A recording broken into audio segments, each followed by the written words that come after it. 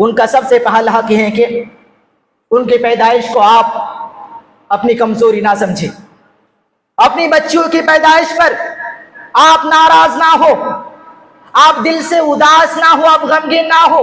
آج ہوتا یوں ہے کہ ہماری بچیاں جب ہمارے گھروں میں جنم لیتی ہیں تو ہم اداس ہو جاتے ہیں اور دل میں خیال آتا ہے کہ کاش ہمارے گھر میں بچہ پیدا ہوتا, کاش ہمارے گھر میں لڑکا پیدا ہوتا جو ہمارے بڑھاپے کا سہارا بنتا, جو کما کر لا کر ہمیں گھر میں دیتا, ہم گھر میں بیٹھے بیٹھے کھاتے.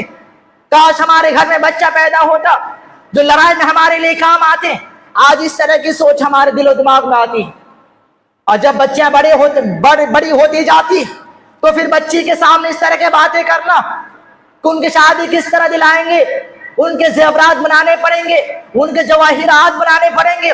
یہ نہ سمجھے کہ بچی کے دماغ میں باتیں جاتی ہیں تو خاموش بیٹھتی ہیں, وہ بھی دن اور رات سوچتی رہتی ہے کاش میں لڑکا ہوتا, اپنے ماں باپ پر بوجھ نہ بنا ہوتا, ہمارے ماں باپ میرے لیے غم میں نہ پڑے ہوتے. پھر وہ آگے جا کر کسی اور سے رشتے قائم کرتی ہے, تعلقات بڑھاتی ہیں, کسی طرح شادی ہو جائے, میرے ماں باپ پر بوجھ نہ بنوں, میرے ماں باپ کو کچھ خرچ کرنے کی ضرورت نہ پڑے. اور اسی طرح کی سوچ وہ دین سے دور چلی جاتی ہے, کسی اور سے رشتے تعلقات قائم کر لیتی ہیں اور پھر گھر کے ساتھ ساتھ دین و دھرم چھوڑ کر چلی جاتی ہے. میرے بھائیوں, بچی کو بوجھ نہ سمجھیں. ہماری بچی ہمارے لیے بوجھ نہیں, بلکہ ہماری بچی تو آخرت میں کامیابی کا ذریعہ ہے ہمارے لیے. ہماری بچی کے ذریعے ہم آخرت میں جنت حاصل کر سکتے ہیں. اپنے بچی کو بوجھ نہ سمجھیں.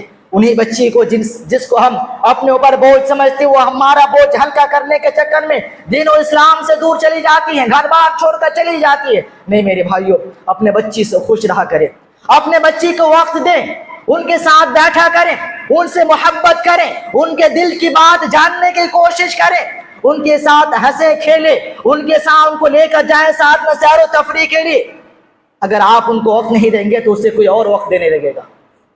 اگر آپ اسے وقت نہیں دیں گے اپنی بچیوں کو, اپنے بہنوں کو, تو اس کو کوئی اور وقت دینے لگے گا, اور جب کوئی اور وقت اسے دینے لگے گا تو پھر اس کی عزت و آبرو کی حفاظت باقی نہیں رہے گی, نہ اس کا دین باقی رہے گا, نہ ایمان باقی رہے گا, نہ اس کی عزت کی حفاظت ہوگی. اس لیے میرے بھائیوں, قبل اس کے کہ کوئی اور اسے وقت دے, آپ اسے وقت دینے لگے, آپ اس کے ساتھ وقت بتائیں, آپ ان کے ساتھ بیٹھیں.